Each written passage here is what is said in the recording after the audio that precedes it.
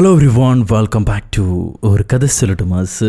My dear സ്വത്ത് കുട്ടികളെ, നമ്മൾ ഇന്നൊരു ചൈനീസ് കോമഡി ത്രില്ലറാണ് കാണാൻ പോകുന്നത്. ഒരാള് തന്റെ ജീവിതകാലം മുഴുവൻ വെടിപൊട്ടിക്കുന്ന നുണകൾ പറഞ്ഞു അവസാനം ഒരേ ഒരു സത്യം പറയുള്ളൂ. അതാരും വിശ്വസിക്കില്ല. അയാളുടെ ജീവൻ ആപത്താണ്. ഒരു സംഘം അയാളെ കൊല്ലാൻ നടക്കുന്നുണ്ട്. ഈ സത്യം കൂടുള്ള ആരും വിശ്വസിക്കില്ല. പോരാത്തതിന് പോലീസുകാരും വിശ്വസിക്കില്ല. ആരും സഹായത്തിനില്ലാതെ വില്ലന്മാരുടെ കയ്യിൽപ്പെട്ട് പെടാപ്പാട് പെടുന്ന ഒരു ഹീറോയുടെ കഥയാണ് നമ്മൾ ഇന്ന് കാണാൻ പോകുന്നത്. 2018 റിലീസ് ചെയ്ത റിയലി എന്ന ചൈനീസ് ആക്ഷൻ കോമഡി സിനിമയുടെ കഥകൾ കേൾക്കാൻ ഇഷ്ടപ്പെടുന്ന നമ്മുടെ കൂട്ടുകാരെല്ലാവരും ചാനൽ സബ്സ്ക്രൈബ് ചെയ്തോളൂ. നമുക്കിപ്പോ ഈ കഥയിലേക്ക് കടക്കാം.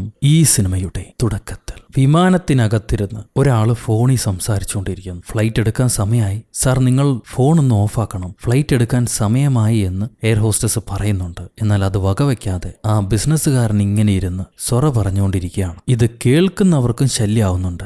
ആരും പ്രതികരിക്കില്ല. ആ സമയത്താണ് നമ്മുടെ കഥാനായകൻ വരുന്നത്. അവൻ അക്രമങ്ങളും അനീതികളും സഹിക്കാൻ കഴിയില്ല. അവൻ പ്രതികരിച്ചു പോകും. അണ്ണൻ എഴുന്നേറ്റ് വന്ന് എക്സ്ക്യൂസ് മീ, ആ ഫോൺ ഒന്ന് കയ്യിലേക്ക് തരൂ എന്നും പറഞ്ഞ് വാങ്ങിച്ചിട്ട് മുട്ടയെ വെച്ച് ആ ഫോൺ രണ്ടായിട്ട് പൊട്ടിച്ചു കളയും. എന്നിട്ട് തന്റെ വിസിറ്റിംഗ് കാർഡ് അയാളുടെ കയ്യിലേക്ക് കൊടുത്തിട്ട് സ്റ്റൈലായ അണ്ണൻ എല്ലാവർക്കും 2 കൈകൾ ഉയർത്തി കാണിച്ചിട്ട് നടന്നു പോവാണ്. എല്ലാവരും കൈയടിക്കുന്നുണ്ട്. വാവ്! ഈ കഥ ഒരു കുട്ടി തന്റെ ക്ലാസ്സിലെ മറ്റു കുട്ടികളോട് പറയാണ്. അവർ ചോദിക്കും, നിന്റെ അച്ഛൻ അത്രയും വലിയ നായകനാണോ? അവൾ ചിരിച്ചുകൊണ്ട് പറയാണ്, അതെ അതെ എന്ന്. പക്ഷെ യഥാർത്ഥത്തിൽ അവളുടെ അമ്മ അവളോട് പറയുന്നുണ്ട്, നിന്റെ അച്ഛനെ പോലെ ദയവ് ചെയ്ത് സംസാരിക്കല്ലേ. നിന്റെ അപ്പം പറയുന്നത് കേട്ടാൽ ഈ ബീജിംഗ് നഗരം തന്നെ അയാളില്ലാതെ ചലിക്കില്ല എന്നാണ്. അത്രയും വലിയ ആന നുണയനാണ് നിന്റെ തന്ത. പോരാത്തതിന് മുഴുക്കുടിയനും. അയാളെ ഈ നിർത്താതെയുള്ള കുടിയും ആന വെടിപൊട്ടിക്കണ വർത്താനവും കേട്ട് സഹിക്കാൻ പറ്റാതെ അയാളെ ഭാര്യ അയാളെ ഇട്ടേച്ചും പോയി ഇപ്പൊ തനിച്ചാണ് ജീവിക്കുന്നത്. ഇത്രയും കഷ്ടപ്പെട്ട് നീ എന്തിനാണോ നുണ പറയുന്നത്? എന്നിട്ട് അത് ശരിയാക്കാൻ വേണ്ടി അടുത്ത നുണ. സത്യം പറഞ്ഞാൽ പോരെ, അത് എളുപ്പമല്ലേ? താൻ പറയുന്ന നുണയാണെങ്കിൽ ആരും വിശ്വസിക്കുന്നുമില്ല. പിന്നെ എന്തിനാണ് നീ ഇത്രയും കഷ്ടപ്പെടുന്നത്? അവസാനം ഒരു ഡോക്ടറെ കാണിച്ചപ്പോഴാണ് അമ്മയ്ക്ക് മനസ്സിലായത്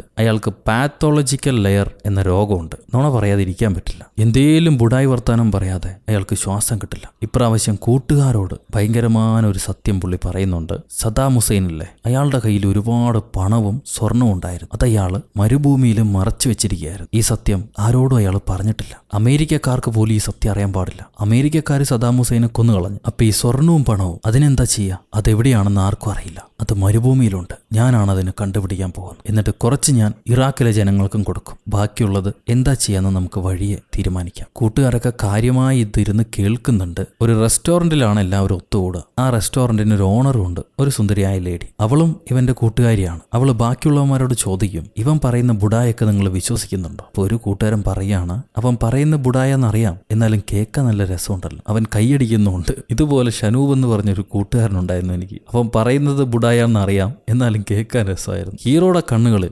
ഒളിഞ്ഞിരിക്കുന്ന പല കഥകളും കാണാൻ കഴിയും. അല്ലെങ്കിൽ അത് അങ്ങനെ ആയിരിക്കും, ആ കഥ അങ്ങനെ ആയിരിക്കും എന്നാണ് അവൻ വിശ്വസിക്കുക. പലരുടെയും അഫെയർ അവന്റെ കണ്ണി കാണുന്നുണ്ട്, പിടിച്ചുപറി അവന്റെ കണ്ണി കാണുന്നുണ്ട്. ഇതൊന്നും അവര് കാണിച്ചിട്ടില്ലെങ്കിലും അവന് കാണുന്നുണ്ട്. അതേപോലെ ഈ റെസ്റ്റോറന്റ് ഓണർ പെണ്ണിന് ഹീറോയോടൊരു ക്രഷുണ്ട്. അത് മറ്റാരും കണ്ടില്ലെങ്കിലും അവനെ കൊണ്ട് കാണാൻ കഴിയുന്നുണ്ട്. ഹീറോ അവളുടെ പ്രണയത്തിന് നിന്ന് കൊടുത്തിട്ടില്ല. എന്നാൽ കൂട്ടുകാർക്കറിയാം ഇവര് തമ്മിൽ എന്തോ കുജുകുജ പരിപാടി ഉണ്ടെന്ന്. അവര് ഡ്രിങ്ക്സ് കഴിക്കുന്ന സമയം കൂട്ടുകാര്, നിങ്ങൾ കാണാൻ നല്ല കപ്പിൾസിനെ പോലുണ്ടല്ലോ, എന്തുകൊണ്ട് നിങ്ങൾക്ക് ക്രോസ് കപ്പായിട്ട് ഡ്രിങ്ക്സ് കഴിച്ചുകൂടാ, ഞങ്ങൾ കാണട്ടെ എന്ന് പറയും. ചുമ്മാ തമാശയ്ക്ക് പറയുന്നതാണ്. ഹീറോ ആണെങ്കിൽ കുടുംബത്തിൽ നിന്ന് വേർപിരിഞ്ഞിരിക്കുകയല്ലേ. ഈ പെണ്ണിനോടുള്ള ഇഷ്ടം പ്രകടിപ്പിച്ചിട്ടില്ല. അവളുടെ ഇഷ്ടത്തിൽ നിന്ന് ഒഴിഞ്ഞു മാറാനാണ് അവൻ ശ്രമിക്കുന്നത്. അതുകൊണ്ട് തന്നെ ഇവർ ഒരുമിച്ച് ഡ്രിങ്ക്സ് കഴിക്കാൻ നേരം പുറത്തൊരു 3 പേര് നടന്നു പോകുന്നവൻ കാണും. അവിടെ എന്തോ ഒരു ദുരൂഹത സംഭവിക്കുന്നുണ്ട്. ഞാനത് എന്താണെന്ന് നോക്കട്ടെ എന്നും പറഞ്ഞ് ഇവൻ കടയുടെ പുറത്തേക്ക് വന്ന് ആ 3 പേരിങ്ങനെ വാച്ച് ചെയ്യാണ്. 2 പേര് ഒരുത്തനെ തള്ളിക്കൊണ്ടു പോകുന്നത് പോലെ അവന് തോന്നും. ഉടനാണ് അകത്ത് വന്നിട്ട് പറയാ, അവിടെ ഒരു കിഡ്നാപ്പിംഗ് ആണ് നടന്നത്. സാധാരണ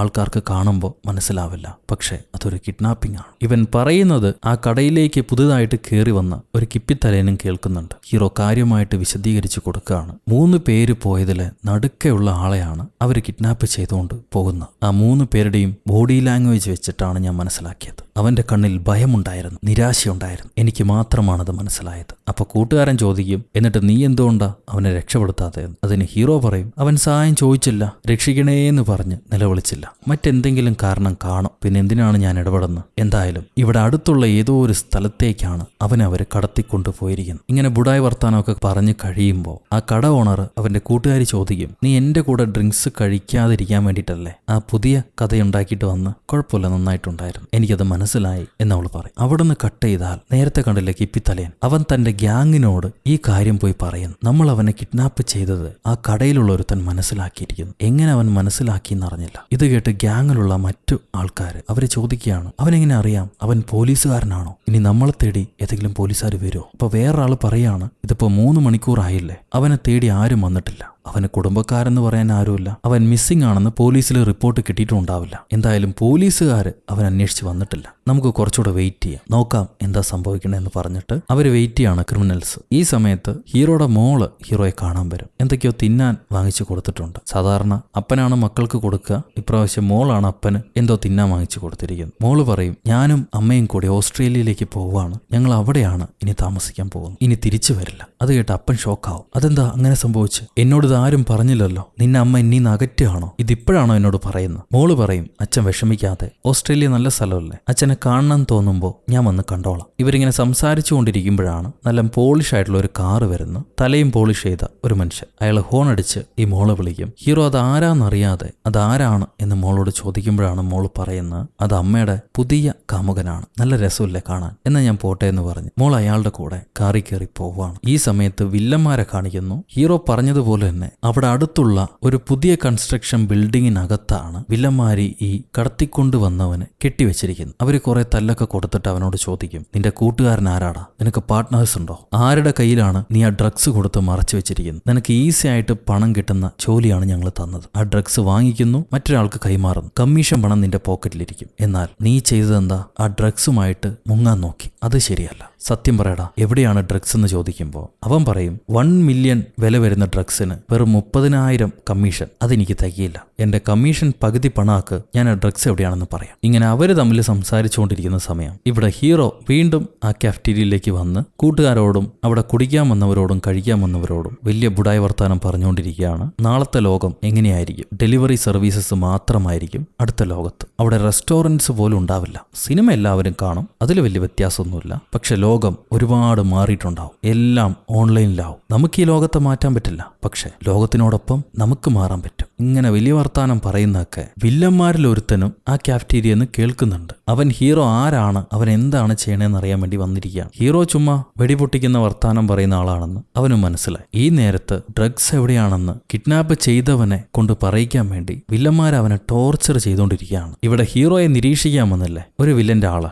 അവൻ ചുമ്മാ നല്ല വർത്താനമൊക്കെ പറഞ്ഞ് ഹീറോയോട് കമ്പനി അടിക്കും. എന്നിട്ട് അവൻ ചോദിക്കും, ഇന്നലെ ഒരു കിഡ്നാപ്പ് കേസിനെ കുറിച്ച് നിങ്ങൾ പറഞ്ഞല്ലോ, അതിലിപ്പോ എന്താണ് സംഭവിച്ചത്? ഹീറോ ആലോചിച്ച് നോക്കിയിട്ട് പറയും, അതിലിപ്പോ എന്താണ് സംഭവിക്കുക? നിങ്ങൾ എന്തുകൊണ്ടാണ് ആ കാര്യം ചോദിക്കുന്നത്? വീണ്ടും നിങ്ങൾ അവരിൽ ഒരാളാണോ? ആ ഹോസ്റ്റേജ് മരണപ്പെട്ടോ? ഹീറോ ഇങ്ങനെ ചോദിക്കുമ്പോൾ അവൻ ഞെട്ടിപ്പോവാണ്. എന്നാൽ ഹീറോ ഇതെല്ലാം ഉണ്ടാക്കി ചോദിക്കുന്നതാണല്ലോ. അവൻ ചിരിക്കും. ആ വില്ലന്റെ ആളൊന്നും മിണ്ടാതെ തിരിച്ച് വില്ലന്മാരെ സങ്കേതത്തിലേക്ക് വന്നിട്ട് അവനൊരു മണ്ടൻ ചങ്ങറാണ്ടിയാണ്. രാവിലെ മുതൽ വൈകുന്നേരം വരെ ചുമ്മാ വെടിപൊട്ടിക്കണ വർത്താനം പറഞ്ഞുകൊണ്ടിരിക്കും. അത് കേൾക്കാൻ കുറെ ചെറുക്കന്മാർ. അവനെയൊന്നും വലിയ വിഷയാക്കേണ്ട ആവശ്യമില്ല. അവൻ പറയാ നമ്മുടെ ഹോസ്റ്റേജ് മരിച്ചോന്ന്. ഇങ്ങനെ എന്തേലൊക്കെ അവൻ ഉണ്ടാക്കി പറയും. ഇത് കേൾക്കുമ്പോൾ ആ വില്ലന്മാരെ കൂട്ടത്തിലുള്ള ഒരുത്തൻ പറയും, അവൻ പറഞ്ഞത് സത്യമാണ്, നമ്മുടെ ഹോസ്റ്റേജ് മരണപ്പെട്ടു. സംഭവം ഇവന്മാരാ ഡ്രഗ് എവിടെയാന്ന് ചോദിച്ചിട്ട് ആ കിഡ്നാപ്പ് ചെയ്തവനെ പീഡിപ്പിക്കാൻ നേരം അവൻ തന്റെ വിലങ്ങൊക്കെ പൊട്ടിച്ച് ഇവരുമായിട്ട് തല്ലുണ്ടാക്കി. പക്ഷെ ആ തല്ലി പെട്ട് സ്ലിപ്പായി ഒരു കമ്പിയിലേക്ക് വീണ് ആ ഹോസ്റ്റേജ് മരണപ്പെടുകയാണ് ചെയ്തത്. ഒരു ആക്സിഡന്റൽ ഡെത്ത്. എന്നാലും അത് കൊലപാതകത്തിലേ പെടുള്ളൂ. ഇവർക്കൊരു മെയിൻ വില്ലനുണ്ട്. അയാൾ ഇതറിഞ്ഞിട്ട് പറയും,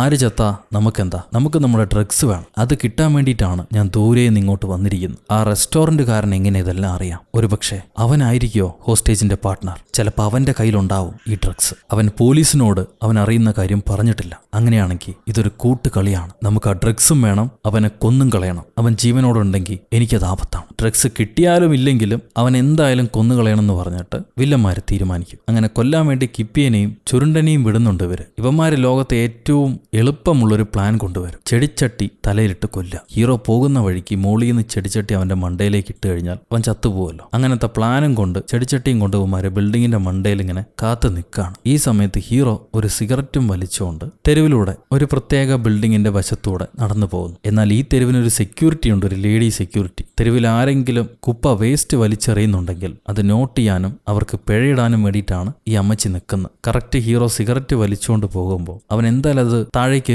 എറിയുമല്ലോ. അപ്പൊ അവന് പിഴയിടാൻ വേണ്ടിയിട്ട് ഈ അമ്മച്ചി പുറകെ തന്നെ പോവാണ്. കറക്റ്റ് അവൻ സിഗരറ്റ് താഴെ ഇടുന്ന സമയം മോളിന്ന് ഇവന്മാര് ചെടിച്ചട്ടിയോടും. എന്നാൽ ഇവൻ സിഗരറ്റ് ഇട്ടത് കണ്ട് അമ്മച്ചി അവനെ തട്ടി, എടുക്കടാ പണം, നീ ഈ തെരുവ് നശിപ്പിക്കാൻ നടക്കുകയാണോ, ഫൈൻ എടുക്കെന്നും പറഞ്ഞ് തിരിച്ചു നിർത്തും. ഭാഗ്യം കൊണ്ട് അവൻ രക്ഷപ്പെട്ടു. അപ്പൊ ഹീറോ പറയാണ്, ഒരുത്തൻ ഇത്രയും വലിയ ചെടിച്ചട്ടി ഇട്ട് പൊട്ടിച്ചിട്ടുണ്ട്, അവന് ഫൈൻ കൊടുക്കാതെ എനിക്കാണ് നിങ്ങൾ ഫൈൻ തരുന്നത്, നിന്റെ കഴിഞ്ഞിട്ട് ഞാൻ അവനെ പോയി കണ്ടോളാം, പണം എടുക്കുന്നു പറയാം അമ്മച്ചി. ഇവൻ എത്രയാന്ന് ചോദിക്കുമ്പോൾ 200 യുവാൻ. അത് കേട്ടുടനെ ഇപ്പൊ തരാന്ന് പറഞ്ഞ ഒറ്റ ഓട്ടാണ് അവൻ. പക്ഷെ അമ്മച്ചി വീട്ടിൽ പുറകെ ചെന്ന് അവനെ പിടിക്കുന്നുണ്ട്. കറക്റ്റ് പിടിക്കാൻ നേരം അടുത്ത ചെടിച്ചട്ടിയും കൂടി ഇവന്മാരിടും. ഭാഗ്യം ആ അമ്മച്ചിയാണ് ഇവനെ രക്ഷപ്പെടുത്തുന്നത്. എന്നാൽ ഹീറോ വിചാരിക്കും, ഒരു സിഗരറ്റ് കുറ്റി ഇട്ടതിനാണോ തള്ളേ എന്നെ ചെടിച്ചട്ടി ഇട്ട് കൊല്ലാൻ നോക്കുന്നു, നിനക്ക് മനസാക്ഷി ഉണ്ടോന്ന് ചോദിക്കുമ്പോൾ എനിക്ക് മനസാക്ഷി ഇല്ലടാ, ഞാൻ നിന്നെ കൊന്നുകളയും, എന്റെ പണം താടാന്ന് പറഞ്ഞ് ആ അമ്മച്ചി മിരട്ടാണ്. ഹീറോ പണം കൊടുക്കും, വേറെ വഴിയില്ല. സോ അന്നേ ദിവസത്തെ പ്ലാൻ അത് പാഴായിപ്പോയി. രണ്ടാം ദിവസം പുതിയ പ്ലാനുമായിട്ട് വരും വില്ലന്മാര്. ഹീറോ സാധനങ്ങൾ വാങ്ങിച്ചുകൊണ്ട് പോകാൻ നേരം അവൻ ഇടിച്ചു കൊല്ലുക. അങ്ങനെ ഒരുത്തൻ കാറിൽ നിന്നിറങ്ങി മറ്റവൻ കാറും കൊണ്ട് വേഗത്തിൽ ചെന്ന് അവൻ ഇടിക്കാൻ നിൽക്കുമ്പോഴാണ് കീറിയ നോട്ട് കണ്ട് ടെൻഷനായ ഹീറോ തിരിയുന്നത്. അവൻ ഈ വണ്ടി കണ്ടിട്ടേയില്ല. വണ്ടി വേഗത്തിൽ പോയ വണ്ടി അവിടെയുള്ള ഒരു മരത്തി ഇടിച്ച് വലിയ ആക്സിഡന്റ് ഒക്കെ ആയി. അവനാണെങ്കിൽ കീറിയ 10 രൂപ മാറ്റി തള്ളയെന്നും പറഞ്ഞ് ആ അമ്മച്ചിയോട് ചീത്ത പറഞ്ഞ് വഴക്കുണ്ടാക്കി ഒരു 10 രൂപ മേടിക്കും. ഈ സമയം വണ്ടി ഇടിച്ച വില്ലന്മാര് കേസാവുന്നതിന് മുന്നേ ആ വണ്ടിയിൽ നിന്ന് ഇറങ്ങി ഓടുകയാണ്. എന്നിട്ട് ഇവര് വന്ന് അവരെ തലവനോട് പറയുന്നുണ്ട്, അവൻ എങ്ങനെ കൊല്ലാൻ ശ്രമിച്ചിട്ടും ചാവുന്നില്ല, അവന് 9 ലൈഫ് ഉണ്ടെന്നാണ് തോന്നുന്നത്, രാശിയുള്ളവനാ, പക്ഷെ അവന്റെ രാശി നാളത്തോടെ ഞങ്ങൾ തീർക്കും. ഇവർക്ക് അവന്റെ അഡ്രസ്സ് കിട്ടി, അവൻ ഒറ്റയ്ക്കാണ് താമസം എന്ന് മനസ്സിലായി. സോ പിറ്റേന്ന് ഇവരും എല്ലാ അഡ്രസ്സിലേക്ക് വന്നിട്ട് വീടിനകത്ത് കയറി വീട്ടിലെ ഗ്യാസ് സ്റ്റവ് ഓണാക്കിയിടും. രാത്രി അവൻ വന്ന് സിഗരറ്റ് വലിക്കാൻ വേണ്ടി ലൈറ്റർ ഓണാക്കി കഴിഞ്ഞാലോ, ഗ്യാസ് കത്തിക്കാൻ ശ്രമിച്ചാലോ, ലൈറ്റ് ഇട്ടാലോ എന്തെങ്കിലും ചെയ്താൽ മതി, തീയുമായിട്ട് ബന്ധപ്പെട്ട എന്തെങ്കിലും കാര്യം ചെയ്താൽ ഭൂം ഇവര് കാത്തിരിക്കുകയാണ് വില്ലന്മാര് തിന്നുകൊണ്ട് പുറത്തന്നെ. അവര് വിചാരിച്ച പോലെ ഹീറോ വീട്ടിലേക്ക് വരുന്നു, സിഗരറ്റ് കത്തിക്കാൻ വേണ്ടി തീപ്പൊട്ടിക്കൊള്ളി ഒരയ്ക്കുന്നു. ഭൂം വലിയ തീ, ആളി കത്തി പൊട്ടിച്ചെതറി. പെട്ടെന്ന് കണ്ണു തുറന്നു നോക്കുമ്പോൾ ഒന്നുമില്ല. സംഭവന്മാര് കണ്ട സ്വപ്നമാണ്, വില്ലന്മാര് കണ്ട സ്വപ്നമാണ്. ഒരു പൊട്ടിത്തെറിയും ഉണ്ടായിട്ടില്ലല്ലോ, എന്താ പറ്റിയത്? ഇവര് നോക്കുമ്പോൾ പഴം പോലെ ഹീറോ നടന്നു വരുന്നു. ഒരു കൊച്ചു ഓടി വന്ന് അങ്കിൾ എന്നെ പൊക്കുവോന്ന് പറഞ്ഞിട്ട് ഹീറോയുടെ മേത്തേക്ക് വീഴുന്നുണ്ട്. ഹീറോ പൊക്കി നോക്കിയിട്ട് നടക്കില്ല എന്ന് മനസ്സിലാവുമ്പോൾ പോടച്ചെറുക്കാ പോയി കളിക്ക്, അങ്കിളിന് വേറെ പണിയുണ്ടെന്നും പറഞ്ഞ് ചെക്കനെ തള്ളി മാറ്റി ഹീറോ തന്റെ ജോലിക്ക് പോവുകയാണ്. അവൻ പോയി കഴിഞ്ഞിട്ട് വില്ലന്മാര് ഹീറോയുടെ മുറിക്കകത്തേക്ക് കയറി വരും. ഗ്യാസിന്റെ മണമൊന്നുമില്ല. സംഭവം പൈസ അടയ്ക്കാത്തതുകൊണ്ട് ഇവന്റെ ഗ്യാസ് സപ്ലൈ ടേൺ ഓഫ് ആയിരിക്കുകയാണ്. നമുക്കൊക്കെ വെള്ളം വീട്ടിലേക്ക് വരുന്ന പോലെ തോന്നുന്നുണ്ട്.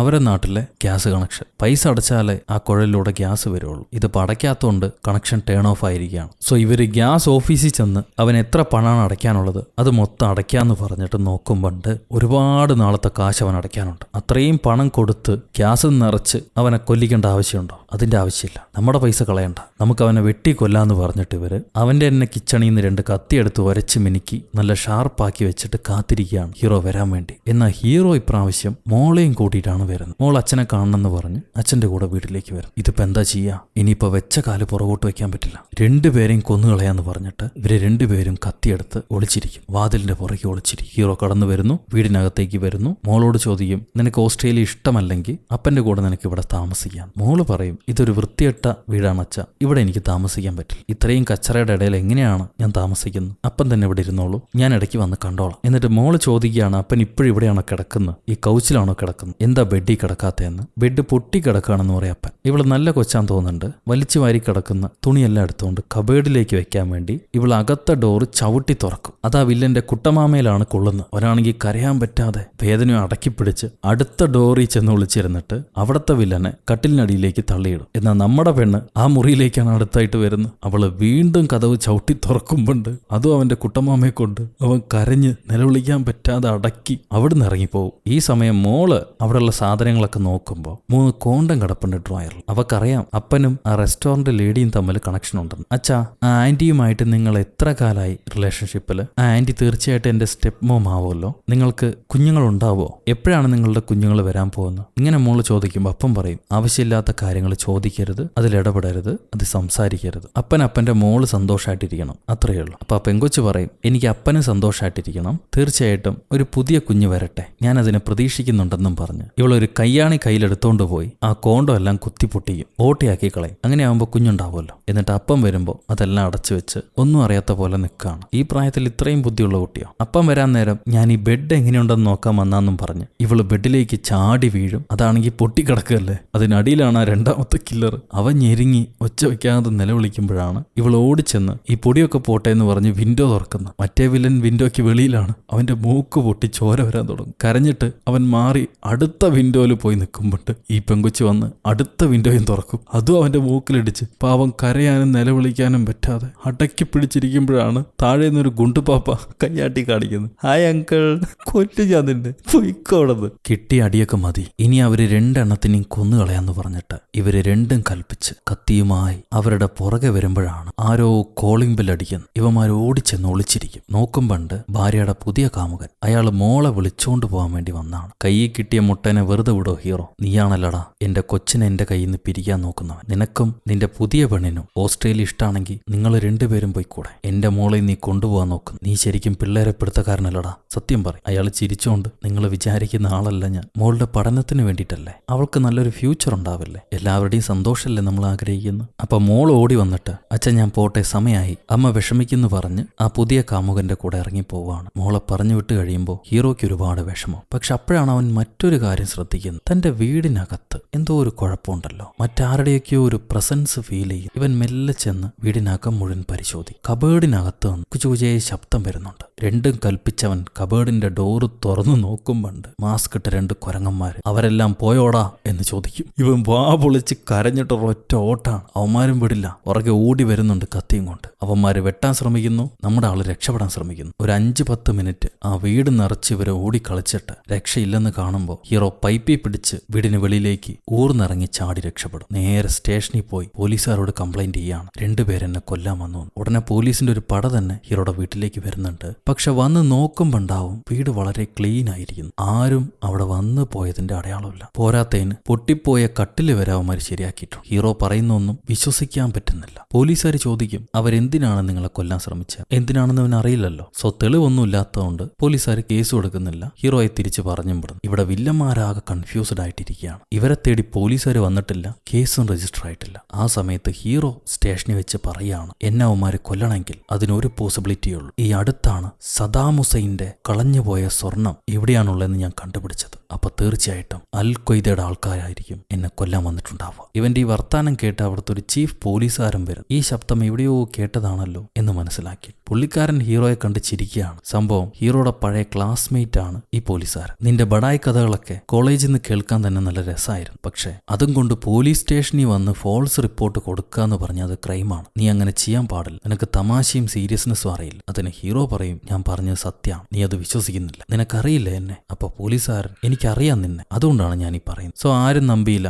ഇനിയിപ്പോൾ എന്ത് ചെയ്യാൻ പറ്റും? വീട്ടിലേക്ക് പോകാനും പേടിയാണ്. ഹീറോ നേരെ കൂട്ടുകാരിയുടെ റെസ്റ്റോറന്റിലേക്ക് വരും. അവളാണെങ്കിൽ വൈനൊക്കെ ഒഴിച്ചു കൊടുത്തിട്ട്, ഇത്രയും ലേറ്റായി, ഞാൻ ആരെയും സൽക്കരിച്ചിട്ടില്ല, ആദ്യമായിട്ടാണ് എന്റെ കൂടെ ഒരാൾ. അതിന് ഹീറോ പറയും, സത്യത്തിൽ ഞാൻ പേടിച്ചിട്ടാണ് നിന്റെ അടുത്തേക്ക് വന്നത്, എനിക്ക് വീട്ടിലേക്ക് പോകാൻ പേടിയാണ്, നീ പേടിക്കല്ലേ, എന്റെ കൂടെയല്ലേ നീ ഇരിക്കണമെന്നും പറഞ്ഞു. അവൾ ഉടനെ അവനെ കെട്ടിപ്പിടിച്ചൊരു ഉമ്മ കൊടുക്കുന്നു. പെട്ടെന്ന് പാട്ട് പ്ലേ ആവും. ഒരു സെക്കൻഡ് ഇവർ പതറിപ്പോവെങ്കിലും നല്ല രസമുണ്ടായിരുന്നു, ഒന്നുകൂടെ ഉമ്മ വയ്ക്കാന്ന് പറഞ്ഞിട്ട് വീണ്ടും ഇവർ ഉമ്മ വയ്ക്കുന്നുണ്ട്. വീണ്ടും പാട്ട് പ്ലേ ആവും. സംഭവം റിമോട്ടിൽ ഇരുന്നിട്ടാണ് ഇവര് ഉമ്മ വെച്ച് കളിച്ചത്. 2 തവണ നീ ഉമ്മ വെച്ചില്ലേ, അതിന് ഞാൻ പ്രത്യുപകാരം ചെയ്യാതിരുന്നാലും ഞാനും ഉമ്മ വയ്ക്കാന്ന് പറഞ്ഞു. ഇവനും ഉമ്മ വയ്ക്കുന്നു. ഇപ്രാവശ്യം റിമോട്ട് താഴെ വീണ് പാട്ട് ഓഫായി കളയും. അതുകൊണ്ട് ഉമ്മ കണ്ടിന്യൂ ചെയ്യാൻ പറ്റുന്നില്ല. എന്തോ കുഴപ്പമുണ്ട്, എവിടെ ഇരിക്കുന്നു എനിക്ക് സേഫ് അല്ല, ഞാൻ വീട്ടിലേക്ക് എന്നെ തിരിച്ചു പോവാണെന്ന് പറഞ്ഞിട്ട് ഹീറോ അവിടെ നിന്ന് ഇറങ്ങും. ഇറങ്ങി ഇവൻ നടന്ന് തെരുവിലൂടെ നടന്നു പോകുമ്പോഴാണ് 4 കാലുകൾ ഇവനെ പിന്തുടരുന്നതായിട്ട് അവൻ മനസ്സിലാക്കുക. മോളീന്നൊരു സ്നൈപ്പർ ഷൂട്ടർ ഇവനെ ഷൂട്ട് ചെയ്യുന്നു. ഇവരുടെയൊക്കെ പിടിയിന്നവൻ ഓടി രക്ഷപ്പെട്ട് എത്തുന്നാവട്ടെ ഒരു തോക്കേന്തിയ വനിതന്റെ മുമ്പിൽ ഒറ്റ പൊട്ടിന് നെറ്റിയിലൊരു പൊട്ട്. ആള് ചത്ത് വീണ് കണ്ണു തുറക്കുമ്പോഴാണ് തന്റെ കൂട്ടുകാരൻ പോലീസിന് മുന്നിൽ കിടക്കുന്നത്. ആ പോലീസുകാരൻ ചോദിക്കും, നീ എന്താണ് ഇവിടെ കിടന്നിട്ട് കാണിക്കുന്നത്, നിനക്ക് എന്താണ് പറ്റിയത്? സംഭവം ഇതെല്ലാം അവൻ സ്വപ്നം കണ്ടതാണ്. എങ്ങനെയൊക്കെയോ സ്വപ്നം കണ്ട് പോലീസ് സ്റ്റേഷന് മുന്നേ എത്തി. എനിക്ക് വീട്ടിൽ പോകാൻ പേടിയാണ്, എന്നെ സഹായിക്കും, ഞാൻ ഇവിടെ കിടന്നോട്ടെ, ബെഡൊന്നും വേണമെന്നില്ല, ഒരു സെല്ലെങ്കിലും തുറന്നാടാ, എന്റെ പഴയ കൂട്ടുകാരനല്ലേ, എനിക്ക് പോകാൻ പേടിയാണേ എന്ന് പറഞ്ഞ് കരയുമ്പോൾ ഒരു സെല്ലി കിടക്കാൻ പോലീസുകാർ അവനെ അനുവദിക്കും. എന്നിട്ട് സെല്ലി കിടക്കുന്നവന്മാർക്ക് സമാധാനം കൊടുക്കുന്നുണ്ടോ അവൻ? അതുമില്ല. ഈ സമയത്ത് സമയത്ത് വില്ലൻ ഗ്യാങ് പോലീസുകാരും ഇവരന്വേഷിച്ച് വന്നിട്ടില്ല, കേസും രജിസ്റ്റർ ആയിട്ടില്ല. എന്നാൽ ഹീറോയ്ക്ക് അറിയാം ഇവന്മാര് അവനെ കൊല്ലാൻ ശ്രമിക്കുന്നുണ്ടെന്ന്. ഇതിലെന്തോ ഒരു കുഴപ്പമുണ്ടല്ലോ. ഒരുപക്ഷെ പോലീസും അവനും ചേർന്നുള്ള കളിയാണോ? അവര് മെയിൻ വില്ലനെ പിടിക്കാൻ വേണ്ടി കാത്തിരിക്കുകയാണ്. ഇങ്ങനെയുള്ള സംശയമായിരിക്കും വില്ലൻ ഗ്യാങ്. അവരെല്ലാം മനസ്സിൽ കണക്കൂട്ടി ഉറപ്പിച്ച് 3 ചന്ദനത്തിരിയും കത്തിച്ച് ദീർഘമായി ഒന്ന് പ്രാർത്ഥിക്കും. ഒരു പൂച്ചയുടെ കുടുക്കിയുണ്ടാവും. അത് കഴിഞ്ഞാൽ കുടുക്ക പൊട്ടിച്ച് അതിനകത്തുണ്ടായിരുന്ന ഗണ്ണെടുക്കണം അവന്മാര്. ഇനി ഒന്നും നോക്കണ്ട, കൊന്നുകളഞ്ഞു അവനെ. ഞാൻ പോലും ഈ തുപ്പാക്കി ഉപയോഗിച്ചിട്ടില്ല, നിങ്ങൾ അവനെ കൊന്നുകളയും ഇതുപയോഗിച്ചിട്ട്. ആ ഗണ്ണ് വാങ്ങാൻ തന്നെ പേടിക്കുന്നുണ്ട് വില്ലന്മാര് 2. അത് കഴിയുമ്പോൾ പിറ്റേന്ന് ഹീറോയ്ക്കാണെങ്കിൽ എല്ലാവരെയും പേടി. എല്ലാവരെയും അവൻ സ്കാൻ ചെയ്യുന്നുണ്ട്. ആരായിരിക്കും തന്നെ ആക്രമിക്കാൻ വരുന്നത് അടുത്ത്. ഒരു തടിയനെ കണ്ട് അവൻ ഒരു സെക്കൻഡ് നിന്നിട്ട് ആലോചിക്കുകയാണ്, ഈ തടിയനായിരിക്കോ എന്നെ കൊല്ലാൻ വന്നിരിക്കുന്ന കില്ലർ? ലോകത്തുള്ള കൊലയാളികളിൽ 0.37% ഗുണ്ടന്മാരുള്ളൂ. അതുമല്ലാണ്ട് ഇവൻ ഐസ്ക്രീം ഇങ്ങനെ നക്കി തിന്നുന്ന കാണും. ഇവനൊരു കൊലയാളിയാവാൻ സാധ്യതയില്ല, ഇവൻ സേഫാണ് എന്നും പറഞ്ഞ് ഇവൻ റെസ്റ്റോറന്റിലേക്ക് വരും. എന്നിട്ട് അവിടുത്തെ കാമുകിയോട് പറയും, അടുത്ത 2 ദിവസത്തിൽ ഞാൻ ഇങ്ങോട്ട് ശാപ്പാടടിക്കാൻ വന്നിട്ടില്ലെങ്കിൽ എന്നെ കൊള്ളക്കാർ പിടിച്ചോണ്ട് പോയി എന്ന് വിചാരിച്ചാൽ അതായിരിക്കും സത്യം. അപ്പൊ കാമുകി പറയും, എനിക്ക് തന്നെ നിന്നെ പിടിക്കാൻ കിട്ടിയിട്ടില്ല, പിന്നെയാണോ കൊള്ളക്കാർക്ക്? അവള് വിശ്വസിക്കുന്നൊന്നുമില്ല. ഇവൻ ടേബിളിൽ ഇരുന്ന് അടുത്തുള്ളവരെയും ശ്രദ്ധിക്കും. അതിലൊരു ചന്തക്കാരൻ, ലിപ്സ്റ്റിക്കിന്റെ പാടുണ്ട് അവന്റെ ഷർട്ടിൽ. ഏതോ ഒരു പെണ്ണിനെ ജസ്റ്റ് ഉമ്മ വെച്ചിട്ട് വരുന്ന വഴിയാണ്. അവന്റെ സന്തോഷം കാണുമ്പോഴേ മനസ്സിലാകും ആദ്യമായിട്ടാണ് അവൻ ഉമ്മ കിട്ടിയിരിക്കും. വലിയ എക്സ്പീരിയൻസ് ഇല്ലാത്ത ചെറുക്കന. ഏതേലും പെണ്ണ് ഐ ലവ് യു എന്ന് പറഞ്ഞു കഴിഞ്ഞാൽ ഉടനെ കല്യാണം കഴിക്കാൻ റെഡിയാവും അവൻ. ഇങ്ങനെ കുഞ്ഞു മനസ്സുള്ളവന് എന്നെ കൊല്ലാൻ കഴിയില്ല. അടുത്തത് ഒരു സുന്ദരിയായ ഫാഷൻ കാൾ. അവളുടെ കയ്യിലുള്ളത് ഡ്യൂപ്ലിക്കേറ്റ് ബാഗും കമ്മലും വാച്ചും മോതിരം ഒക്കെ. കുട്ടി പാവാടയും. ഏതോ ഒരു ലോക്കൽ വീട്ടിലത്തെ പെണ്ണാണ്. ഏതേലും പണക്കാരനെ വളച്ചിടാൻ വേണ്ടിയിട്ടാണ് അവളിങ്ങനെ കെട്ടിയൊരുങ്ങി വന്നിരിക്കുന്നത്. ഇവൾക്ക് ഫ്ലേർട്ട് ചെയ്യാനേ അറിയൂ, കൊല്ലാൻ അറിയില്ല. അതും സേഫ്. എന്നാൽ മറ്റൊരുവൻ കണ്ണാടിക്കാരൻ. അവൻ കുറേ നേരമായിട്ട് ഇരുന്ന് പേപ്പർ മടക്കി മടക്കി തിരിച്ച് കളിക്കുന്നുണ്ട്, വായിക്കുന്നില്ല. വീണ്ടും വീണ്ടും അത് മടക്കുന്നു, മറിയുന്നു, വായിക്കുന്നില്ല. കള്ളനോട്ടം. അവന്റെ ഇടത് കൈ പേപ്പറിനകത്ത് വെച്ച് മറച്ചിട്ടുണ്ട്. അവൻ എന്തോ മറയ്ക്കുന്നു. ഇനി ഇവനായിരിക്കോ എന്നെ കൊല്ലാൻ വന്നു?